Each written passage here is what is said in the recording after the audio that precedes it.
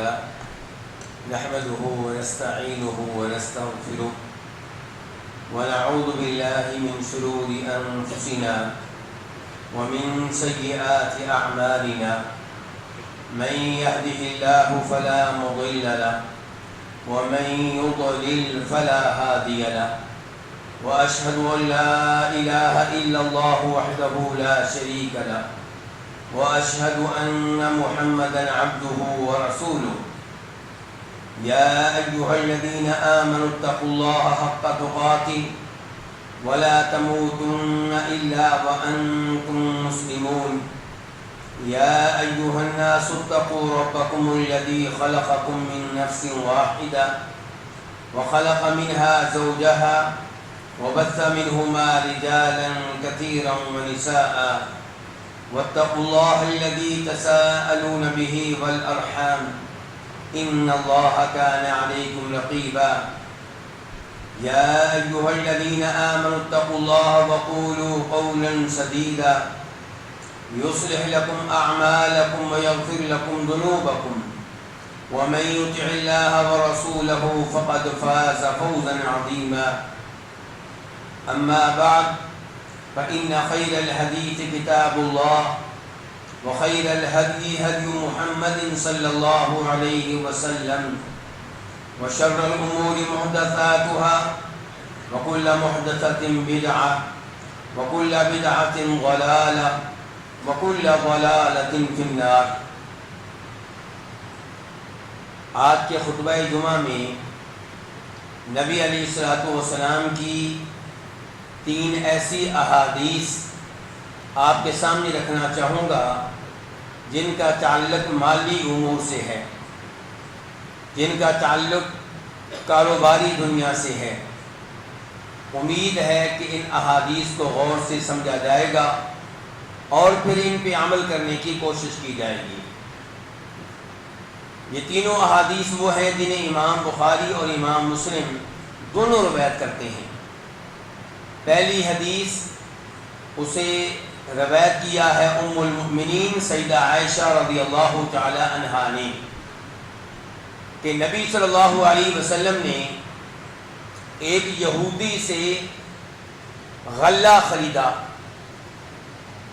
اور ایک وقت مقررہ تک خریدا، اور آپ نے سکیورٹی کے طور پہ، ضمانت کے طور پہ، گروی کے طور پہ اپنی لوہے کی زرہ اس یہودی کو دے دی۔ اس حدیث سے ہمیں کیا کیا مسائل معلوم ہوتے ہیں، آئیے غور کرتے ہیں۔ ایک تو یہ کہ نبی علیہ الصلوۃ والسلام نے یہ غلہ کس سے خریدا ہے؟ یہودی سے۔ اس سے پتہ چلا کسی کافر سے کچھ چیز خریدنا یا اسے بیچنا یہ کوئی گناہ نہیں ہے۔ امام صنعانی رحمہ اللہ فرماتے ہیں کہ نبی علیہ الصلوۃ والسلام اور آپ کے صحابہ کرام 13 سال مکہ میں رہے اور مکہ کے مشرکین کے ساتھ لین دین کرتے رہے، چیزیں بیچتے رہے، خریدتے رہے، اس پہ کوئی پابندی نہیں لگی۔ پھر آپ مکہ سے مدینہ شفٹ ہوئے تو یہاں پہ بھی دائیں بائیں یہودی آباد تھے، مارکیٹ پہ انہی کا قبضہ تھا، انہی کا غلبہ تھا۔ صحابہ کرام مارکیٹ میں چیزیں خریدتے رہے، بیچتے رہے۔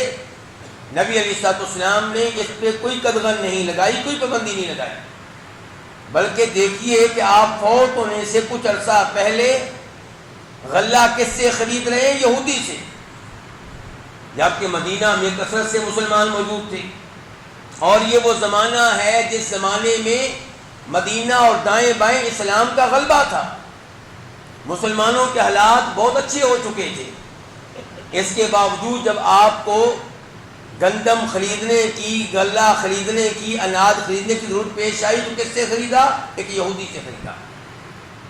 تو یہودیوں سے چیزیں خریدنا بیچنا یہ ایک الگ چیز ہے، اور ان سے دلی دوستی رکھنا، دلی پیار رکھنا یہ الگ چیز ہے۔ یہودیوں سے دلی دوستی قائم کرنے کی اجازت نہیں ہے، اسلام اس سے سختی سے منع کرتا ہے، لیکن ان کے ساتھ کاروبار کرنا، کوئی چیز خریدنا، کوئی چیز بیچنا، اس میں انشاءاللہ کوئی حرج نہیں ہے۔ دوسرے نمبر پہ اس حدیث پہ اس لحاظ سے غور کیجئے کہ نبی علیہ الصلوۃ والسلام نے یہ غلہ کب خریدا ہے؟ فوت ہونے سے کچھ عرصہ پہلے، اور یہ وہ زمانہ ہے جس زمانے میں مسلمان خوشحال ہو چکے تھے۔ نبی علیہ الصلوۃ والسلام کی زمینیں خیبر میں بھی موجود تھیں، فتح میں بھی موجود تھیں، آمدنی یہاں سے بھی آ رہی تھی، وہاں سے بھی آ رہی تھی۔ اس کے باوجود آپ غلہ خریدنے کے مجبور ہوئے، وہ بھی ادھار پہ الی اجل، کہ قیمت بعد میں دوں گا۔ تو اس سے پتہ چلا کہ خوشحال ہونے کے باوجود، بہت زیادہ آمدنی آنے کے باوجود آپ کو مال میں کوئی رغبت نہیں تھی، یہ مال اللہ کی راہ میں خرچ کر دیا کرتے تھے، یتیموں پہ، فقیروں پہ، مسکینوں پہ، جہاد میں، مساجد پہ آپ یہ مال خرچ کر دیا کرتے تھے۔ اسی لیے آپ کو ادھار پہ غلہ خریدنا پڑا۔ تیسرے نمبر پہ اس حدیث سے یہ مسئلہ معلوم ہوا کہ جب آپ کسی سے کوئی چیز ادھار پہ خریدیں تو اس کی مدت مقرر ہونی چاہیے۔ جب ہم کسی کو قرض دیتے ہیں، ادھار پہ چیز دیتے ہیں، تب ہم مدت طے نہیں کرتے، ٹھیک ہے جی دے دیں گے، ہو جائے گا جی، کوئی بات نہیں جی، اور یہ اسلامی ضابطوں کے خلاف ہے۔ آپ کسی کو قرض دیں، ادھار پہ چیز بیچیں، اس کی مدت لکھی جائے، مقرر کی جائے، طے کی جائے۔ اگر وہ مقررہ مدت پہ پیسے نہیں دے سکتا تو آپ اس کو مزید مہلت دے دیں، اچھی بات ہے، لیکن کوئی نہ کوئی مدت طے ہونی چاہیے۔ جب مدت طے نہیں ہوتی تب اختلافات ہوتے ہیں۔ آپ پیسہ مانگتے ہیں، وہ کہتا ہے دے دوں گا، آپ کہتے ہیں کب دو گے؟ دے دوں گا، کون سی ہمارے درمیان کی مدت طے ہوئی تھی؟ تو اس لیے مدت طے ہونی چاہیے۔ یہاں پہ نبی علیہ الصلوۃ والسلام کے مابین اور یہودی کے مابین مدت طے ہوئی ہے۔ اس حدیث پہ اس لحاظ سے بھی غور کیجئے کہ آپ نے ادھار پہ غلہ لیا اور گروی کے طور پہ، ضمانت کے طور پہ، سکیورٹی کے طور پہ اسے لوہے کی زرہ دی ہے۔ زرہ یہ وہی قمیض ہے جس کو لوگ پہنتے ہیں لڑائی کے موقع پہ، لوہے کی قمیض، تاکہ دشمن کا ہتھیار پیٹ پہ نہ لگے، جسم پہ نہ لگے۔ آج بھی پولیس کے نوجوان لوگوں کے پتھراؤں سے بچنے کے لیے پہنتے ہیں۔ تو یہ زرہ آپ نے بطور گروی، بطور سکیورٹی یہودی کو دی ہے، اور آپ نے اس کو اپنی توہین نہیں سمجھا۔ آپ مدینہ کی ریاست کے سربراہ تھے، آپ نے یہ نہیں کہا کہ مجھے غلہ دے دو، قیمت دے دوں گا، بس ٹھیک ہے، سکیورٹی کی کوئی ضرورت نہیں، میرے اوپر اعتماد کرو، میں اللہ کا نبی ہوں، ایک مسلمان دنیا مجھے مانتی ہے، میرے اوپر اعتماد کرتی ہے۔ نہیں، آپ نے ادھار پہ آٹا لیا ہے، سکیورٹی کے طور پہ لوہے کی زرہ دی ہے۔ اس سے اس اسلامی اصول کی سمجھ آئی جو اللہ رب العزت نے سورہ بقرہ میں بیان کیا ہے کہ یا ایھا الذین آمنوا اذا تداینتم بدین الی اجل مسمی فاکتبوہ، کہ جب کسی کے ساتھ قرض پہ لین دین کرو تو اسے لکھو، اسے تحریر کرو۔ بلکہ فرمایا واستشہدوا شہیدین من رجالکم، لکھنے کے ساتھ ساتھ دو آدمیوں کو اس مالی معاملے پہ گواہ بناؤ۔ اگر دو آدمی میسر نہ ہوں تو ایک آدمی دو عورتوں کو گواہ بناؤ۔ لیکن افسوس، ہم جب کسی کا ڈیلنگ کرتے ہیں تب اسلامی آداب کو نظر انداز کر دیتے ہیں، بعد میں جھگڑے ہوتے ہیں، معاملہ قتل تک پہنچتا ہے، کچہریوں تک پہنچتا ہے، عدالتوں تک پہنچتا ہے۔ تو اسلام انسان کو اس بات کا عہد کرنا چاہیے کہ میں اپنے معاملات میں اسلامی اصولوں کی پاسداری کروں گا، چاہے شروع میں اس میں نقصان ہوگا، لیکن آہستہ آہستہ دنیا کے لوگ جان لیں گے، مارکیٹ کے لوگ جان لیں گے کہ یہ آدمی بہت صاف ستھرا ہے، اسلامی ضابطوں پہ عمل کرتا ہے۔ ہر کوئی پھر آپ کے ساتھ ڈیلنگ کرنا چاہے گا، آپ کے ساتھ معاملہ کرنا چاہے گا۔ اللہ رب العزت نے کہا وَإِن كُنتُمْ عَلَىٰ سَفَرٍ وَلَمْ تَجِدُوا كَاتِبًا فَرِهَانٌ مَّقْبُوضَةٌ، کہ اگر آپ سفر میں ہیں، جہاں لکھنے کے لیے کوئی آدمی مل نہیں رہا، گواہ بھی مل نہیں رہے، تو پھر آپ کیا کریں؟ فریحان و مقبوضہ، پھر آپ سیکورٹی کے طور پہ، ضمانت کے طور پہ کوئی چیز اس کے حوالے کریں جس سے آپ قرض لے رہے ہیں، تاکہ اسے یقین رہے کہ آپ قرض واپس کریں گے، اور اگر آپ واپس نہیں کریں گے تو یہ چیز بیچ کر وہ اپنا نقصان پورا کر لے گا۔ اس کے بعد اللہ تعالیٰ کہتے ہیں فَإِنْ أَمِنَ بَعْضُكُمْ بَعْضًا فَلْيُؤَدِّ الَّذِي اؤْتُمِنَ أَمَانَتَهُ، کہ اگر تم میں سے کوئی دوسرے پہ یقین کرے، اعتماد کرے، اور لکھے بغیر، گواہوں کے بغیر، اور گروی کوئی چیز گروی رکھے بغیر قرض دے دے، تو پھر آپ کو چاہیے کہ آپ اسے تنگ نہ کریں۔ هل جزاء الإحسان إلا الإحسان، اس نے آپ کے ساتھ نیکی کی، آپ پہ یقین کیا، آپ پہ اعتبار کیا، اور کہا لکھنے کی کوئی ضرورت نہیں، سیکورٹی کی کوئی ضرورت نہیں، اب آپ کو چاہیے کہ اسے تنگ کیے بغیر وقت پہ اس کا مال اسے واپس کرے۔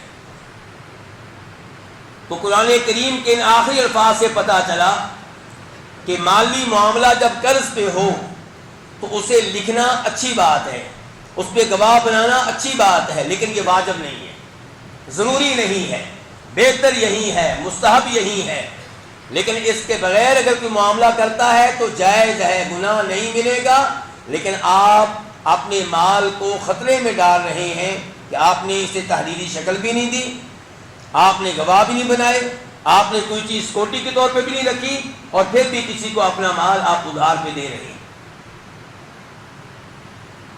تو نبی علیہ الصلوۃ والسلام نے یہاں پہ اپنے لوہے کی زرہ یہ گروی کے طور پہ رکھی۔ اب یہ کب آپ نے زرہ واپس لی، کب آپ نے قرض ادا کیا؟ نبی علیہ السلام جب دنیا سے گئے تو آپ نے ابھی تک یہ قرض ادا نہیں کیا تھا، آپ کے بعد جناب صدیق رضی اللہ عنہ نے قرض ادا کیا اور وہ زرہ واپس لی، اور روایات میں آتا ہے کہ وہ زرہ جناب صدیق نے اپنے پاس نہیں رکھی، آل بیت کو دے دی۔ اس سے اندازہ لگائیے کہ جناب صدیق کو کتنا خیال ہے نبی علیہ الصلوۃ والسلام کا کہ آپ کا قرض اتارا ہے، اور کتنا خیال ہے آل بیت کا کہ زرہ اپنے پاس نہیں رکھی بلکہ آل بیت کے حوالے کر دی ہے۔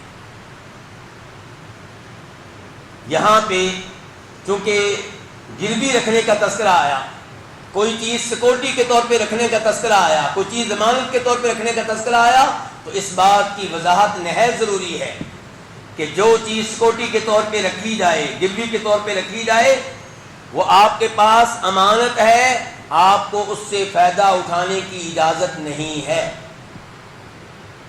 یہ زرہ آپ کے گھر میں پڑی ہے، آپ کسی موقع پہ کسی خطرے سے بچنے کے لیے پہن کر چلے جائیں، آپ کو اجازت نہیں ہے۔ آپ کے پاس سیکورٹی کے طور پہ گاڑی رکھوا دی گئی ہے، آپ کو استعمال کرنے کی اجازت نہیں ہے۔ سیکورٹی کے طور پہ آپ کو کسی مکان کی چابیاں دے دی گئی ہیں، آپ کو اس میں رہائش رکھنے کی اجازت نہیں ہے۔ آپ کو سیکورٹی کے طور پہ زرعی زمین دے دی گئی ہے، آپ کو اسے کاشت کرنے کی اجازت نہیں ہے۔ اگر آپ ان چیزوں سے فائدہ اٹھائیں گے تو یہ فائدہ کس چیز پہ اٹھا رہے ہیں؟ قرض پہ، اور قرض پہ جو بھی فائدہ اٹھایا جائے گا اسے سود کہا جائے گا۔ جب آپ کسی کو قرض دیتے ہیں اس سے کوئی بھی آپ ایسا فائدہ نہیں اٹھا سکتے جو آپ پہلے نہیں اٹھایا کرتے تھے۔ اب آپ وہ فائدہ اٹھا رہے ہیں قرض کی وجہ سے، تو قرض پہ جو بھی فائدہ اٹھایا جائے گا وہ سود کہلائے گا۔ اور آج گاؤں میں یہ چیز عام ہے کہ کسی سے قرضہ لیا اور گروی کے طور پہ زمین دے دی، اب وہ آدمی قرضہ بھی واپس لے گا اور اس کی زمین کو بھی کاشت کر رہا ہے، اس سے بھی فائدہ اٹھا رہا ہے، تو یہ کیا کھا رہا ہے؟ سود کھا رہا ہے۔ البتہ آپ علیہ الصلوۃ والسلام کا یہ فرمان ہے، بخاری شریف کی حدیث ہے کہ وہ چیز جو سیکورٹی کے طور پہ رکھی گئی ہے، گروی کے طور پہ رکھی گئی ہے، اگر دودھ دینے والا جانور ہے تو آپ اس کا دودھ پی سکتے ہیں۔ کیوں؟ کیونکہ آپ اسے چارہ ڈالتے ہیں۔ یہ قرض کی وجہ سے دودھ نہیں پی رہے، یہ اس وجہ سے کہ اس کی حفاظت آپ کر رہے ہیں، اسے چارہ آپ ڈال رہے ہیں، اسے پانی آپ پلا رہے ہیں۔ تو پانی پلانے کی وجہ سے، چارہ ڈالنے کی وجہ سے آپ اس کا دودھ استعمال کر سکتے ہیں۔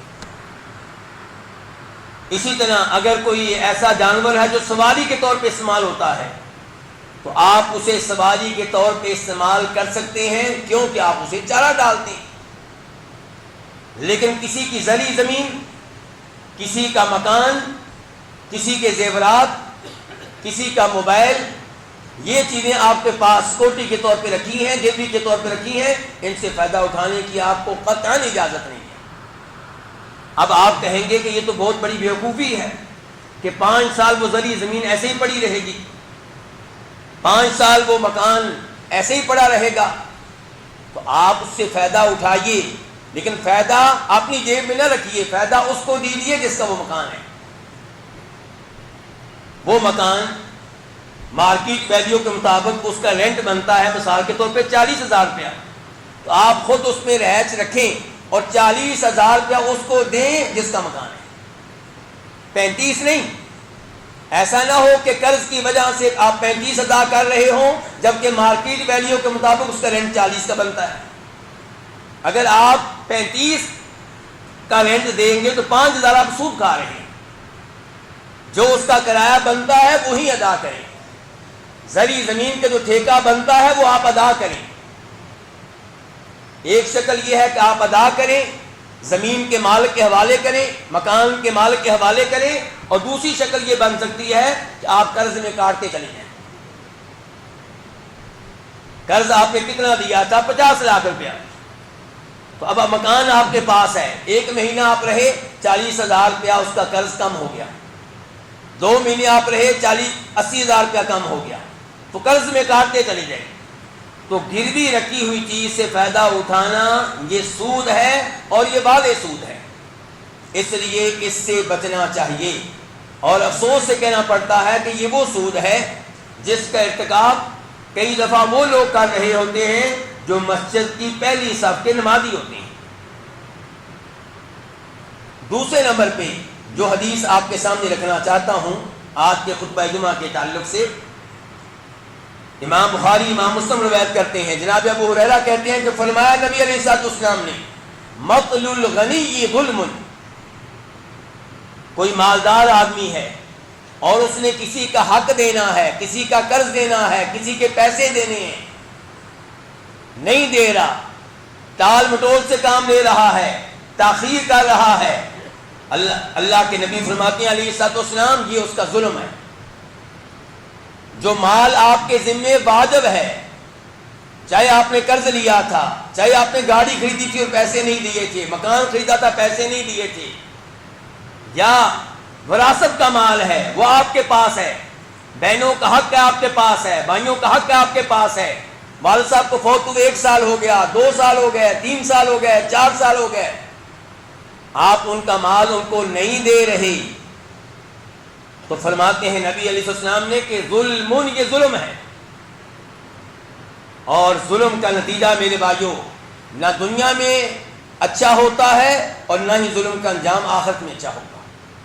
کبھی بھی کسی پہ ظلم نہ کریں، آپ پہ کوئی ظلم کر لے برداشت کر لیں، لیکن آپ کسی پہ ظلم کریں ایسا نہیں ہونا چاہیے۔ ہمیشہ وہ حدیث ذہن میں رکھا کریں جو امام بخاری رحمہ اللہ لے کر آئے ہیں کہ ایک آدمی نے کسی کو زمین بیچی، یہ بنی اسرائیل کا واقعہ ہے، جس نے زمین خریدی اسے ایک موقع پہ زمین سے کچھ باکس ملا، صندوق ملا جس میں زیورات تھے، سونا تھا۔ اب وہ اس کے پاس گیا جس سے زمین خریدی تھی، زمین کا پرانا مالک، کہنے لگا کہ مجھے اس زمین سے گولڈ ملا ہے اور ظاہر ہے کہ یہ میرا نہیں، تمہارا، یہ لے لو۔ اس نے کہا نہ، یہ میرا نہیں ہے، میں نے زمین بیچ دی، اب جو زمین سے نکلے گا وہ تمہارا ہوگا، میرا نہیں ہوگا۔ یہاں پہ دونوں کی لڑائی ہو رہی ہے کس بات پہ؟ وہ کہتا ہے کہ یہ مال تیرا ہے، وہ کہتا ہے نہیں میرا نہیں تیرا ہے۔ اور میری اور آپ کی لڑائیاں کیوں ہوتی ہیں لوگوں سے؟ نہیں میرا ہے، وہ کہتا ہے نہیں میرا ہے، اور یہاں پہ لڑائی ہو رہی نہیں میرا نہیں تیرا ہے۔ اب یہ اس معاملے کو چند عقل مند لوگوں کے پاس لے کر گئے کہ آپ ہمارے مابین فیصلہ کریں۔ انہوں نے ان سے ان کی اولاد کے بارے میں تفصیلات لیں تو ایک کا بیٹا تھا، دوسرے کی بیٹی تھی، کہا دونوں کی شادی کر دو اور یہ مال ان کے اوپر خرچ کر دو، ان کے حوالے کر دو۔ لیکن میرے بھائیوں دیکھیں کتنی احتیاط ہے، کبھی بھی کسی کا ایک پیسہ بھی اپنے پاس نہ رکھیں۔ جہاں پہ شک ہو آپ دوسرے سے کہیں کہ تم لے لو، بجائے اس کے کہ آپ کسی کے مال پہ جان بوجھ کے قبضہ کریں، یہ تو جرم ہے۔ تو فرمایا نبی علیہ السلام نے مطل الغنی ظلم، مالدار آدمی کا کسی کے مال کی ادائیگی میں تاخیر کرنا، ٹال مٹول سے کام لینا، یہ ظلم ہے۔ اگر نہ دیں تو اس سے بھی بڑا ظلم ہے، لیکن یہاں پہ کیا کہا جا رہا ہے کہ اگر تاخیر کریں وہ بھی ظلم ہے۔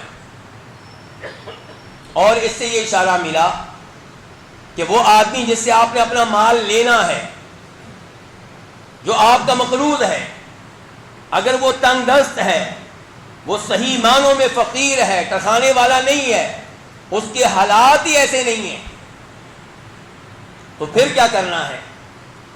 پھر اللہ تعالیٰ فرماتے ہیں وَإِن كَانَ ذُو عُسْرَةٍ فَنَظِرَةٌ إِلَىٰ مَيْسَرَةٍ وَأَن تَصَدَّقُوا خَيْرٌ لَكُمْ إِن كُنتُمْ تَعْلَمُونَ، کہ جس نے آپ کا مال دینا ہے اگر وہ تنگ دست ہے، مال ادا کرنے کی اس میں طاقت بالکل بھی نہیں ہے، تو آج کی دنیا کیا کہتی ہے کہ ٹھیک ہے میں تمہیں مزید مہلت دیتا ہوں لیکن سود میں اضافہ ہوگا۔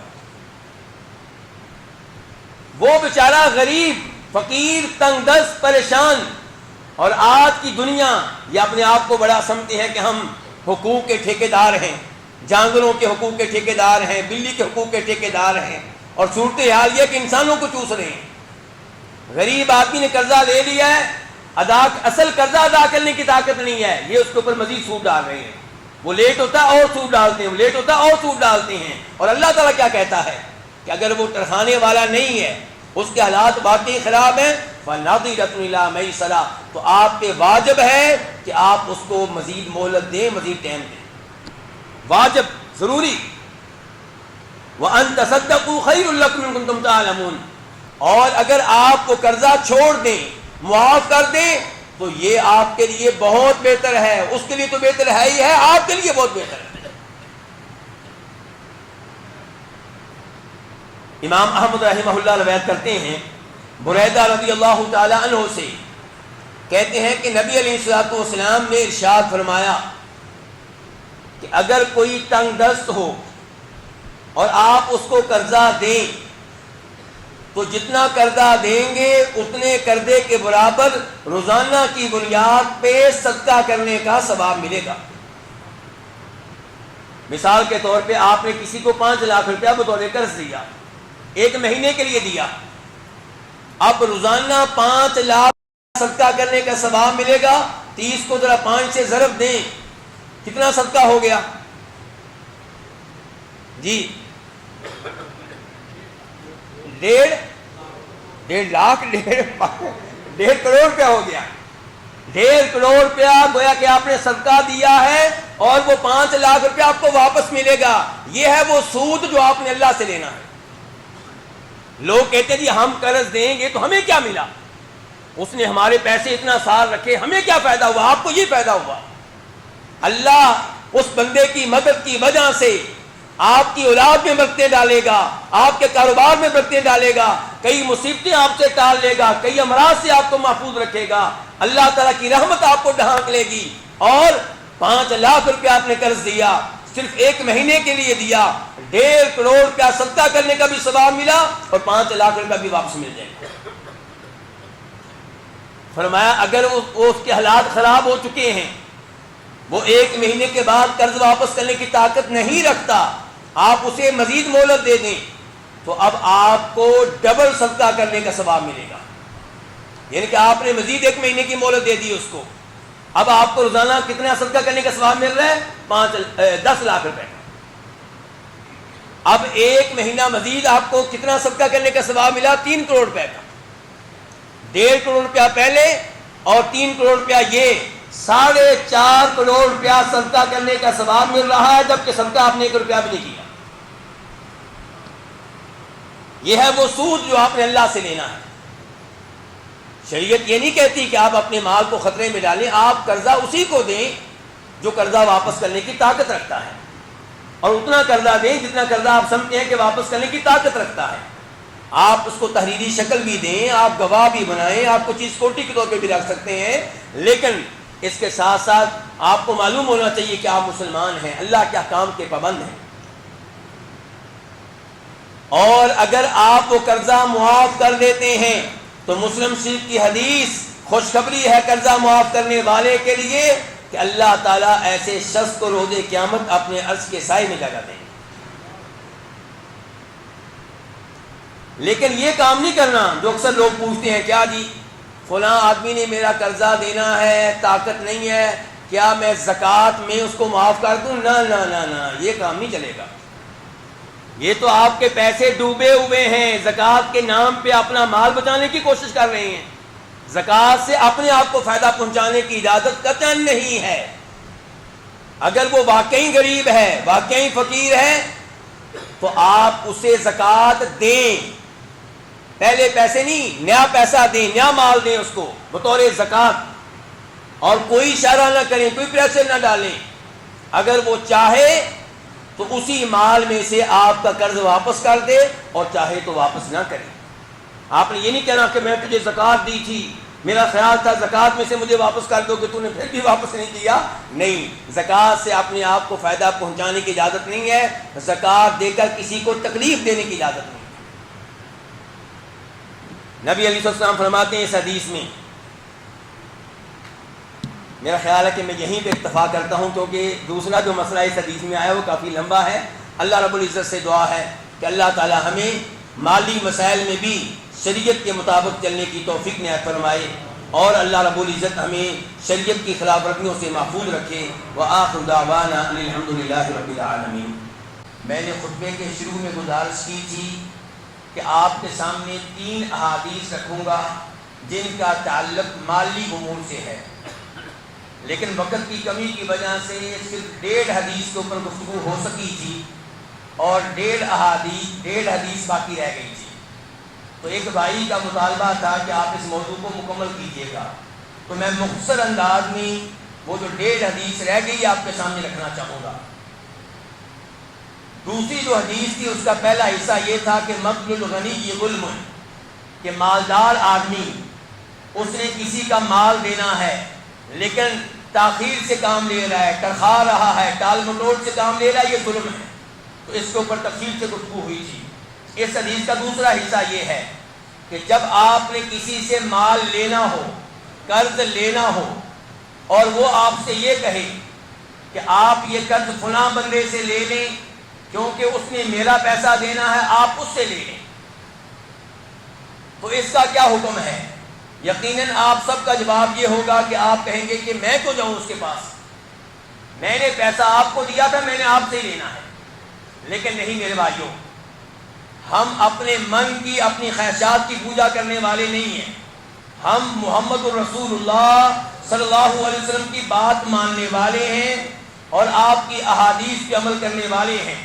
نبی علیہ الصلوۃ والسلام کا واضح فرمان ہے, وَإِذَا أُتْبِعَ أَحَدُكُمْ عَلَى مَلِيءٍ فَلْيَتْبَعْ, کہ جب تم سے یہ کہا جائے فلاں آدمی نے میرا مال دینا ہے, میرا قرض دینا ہے, اور جو میں نے آپ کا قرض دینا ہے وہ آپ اس سے وصول کر لیں, تو وہ آدمی جو تیسرا آدمی ہے اگر مالدار ہے, فقیر نہیں ہے, اور دوسرے نمبر پہ اس کے ریکارڈ میں یہ نہیں ہے کہ وہ تنگ کرتا ہو, پریشان کرتا ہو, اور پہلے سے کئی لوگوں کے حقوق اس نے نہ دیے ہو, ریکارڈ اس کا صاف ستھرا ہو, آدمی مالدار ہے, صاف ستھرا ہے. تیسرے نمبر پہ ایسا آدمی ہے جس کو کورٹ میں پیش کیا جا سکتا ہے, کوئی وزیر نہیں ہے, منسٹر نہیں ہے کہ جس کو آپ کورٹ میں پیش ہی نہ کر سکتے ہوں. تو اگر ایسا آدمی ہے تو پھر آپ کو یہ بات مان لینی چاہیے اور یہ معاہدہ اس سے کر لیں کہ ٹھیک ہے, جو قرضہ میں نے آپ سے لینا تھا اب میں اس سے لوں گا. تو اس کو باقاعدہ آپ تحریری شکل دے لیں, اس پہ گواہ بنا لیں, لیکن یہ بات آپ کو ماننی ہوگی کیونکہ نبی علیہ الصلوۃ والسلام نے یہ فرما دیا ہے. لیکن اگر وہ آدمی فقیر ہے, آپ نے لینا ہے کسی سے 1 کروڑ روپیہ, اور وہ آدمی ایسا ہے کہ 1 کروڑ روپیہ کبھی بھی نہیں دے سکتا, تو آپ کہیں نہیں جی میں نے اپنا حق آپ سے لینا ہے. یا وہ آدمی, اس کا ریکارڈ ایسا ہے کہ کئی لوگوں کا پہلے سے اس نے قرض دینا ہے, نہیں دے رہا, تو پھر بھی آپ انکار کر سکتے ہیں. یا جیسا کہ گزارش کر چکا ہوں کہ ایسا آدمی ہے جس کو کورٹ میں لے جانا ممکن نہیں ہے، تو پھر بھی آپ انکار کر سکتے ہیں، ورنہ آپ کو انکار کرنے کی اجازت نہیں ہے، یہ بات ماننی ہوگی۔ اور تیسری حدیث، نبی علیہ الصلوۃ والسلام کا فرمان، من وجد متاعه عند رجل قد افلس فهو احق به من غیرہ۔ آپ نے کسی کو گاڑی دی، کیوں دی؟ بیچی آپ نے، لیکن ابھی اس نے آپ کو پیسے نہیں دیے، یا آپ نے گاڑی امانت کے طور پہ اس کے پاس رکھوائی، یا کوئی بھی معاملہ ہے، آپ کی گاڑی اس کے پاس پہنچ گئی، آپ کی گاڑی اس کے پاس موجود ہے، انہی دنوں حکومت کو پتہ چلا یا اس آدمی نے خود اعلان کر دیا کہ میں تو دیوالیہ ہو چکا، مفلس ہو چکا، ڈیفالٹ ہو چکا، اس آدمی کے ٹوٹل اثاثے مثال کے طور پہ 40 لاکھ روپے کے ہیں، اور قرض اس کے اوپر چڑھ چکا ہے 2 کروڑ کا، 3 کروڑ کا، تو اب حکومت کو چاہیے کہ وہ اعلان کر دے کہ یہ آپ کی ڈیفالٹ ہے، یعنی کہ اب کوئی بھی اس کے ساتھ لین دین نہ کرے، کوئی اس سے مکان نہ خریدے، کوئی اس سے گاڑی نہ خریدے، نہ کوئی اس کو بیچے۔ اب حکومت کوئی آفیسر مقرر کرے گی، کسی کی ڈیوٹی لگائے گی، تو اس کا مکان بیچا جائے گا، اس کی گاڑیاں بیچی جائیں گی، اس کے پلاٹ بیچے جائیں گے، اس کے پاس جو سونا ہے وہ سب بیچا جائے گا، یہ سب بیچ کے مثال کے طور پہ 50 لاکھ روپیہ ہو گیا۔ اب یہ 50 لاکھ روپیہ ان لوگوں میں تقسیم کیا جائے گا جن سے اس نے قرضہ لے رکھا ہے، اور وہ سب تھوڑا تھوڑا نقصان برداشت کریں گے، کیونکہ ٹوٹل قرضہ تو 3 کروڑ روپیہ بنتا ہے، اور اس کا ٹوٹل اثاثہ جو نکلا ہے وہ 50 لاکھ روپیہ ہے، تو یہ سب میں مناسب انداز میں تقسیم کیا جائے گا، اور سب کچھ نہ کچھ نقصان برداشت کریں گے۔ لیکن یہ قرضہ لینے والوں میں سے ایک آدمی اس کے گھر پہنچ گیا، دیکھا وہاں پہ گاڑی کھڑی ہے، وہ کہتا ہے یہ گاڑی تو میری، میں لے کے جا رہا ہوں۔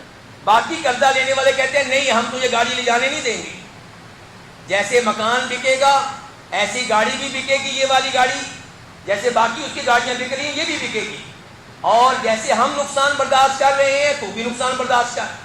یہ کیا ہوا کہ تو پوری گاڑی لے جائے، تیرا کوئی بھی نقصان نہ ہو اور ہمارا نقصان ہو، تو نقصان میں ہم سب برابر کے شریک ہوں گے۔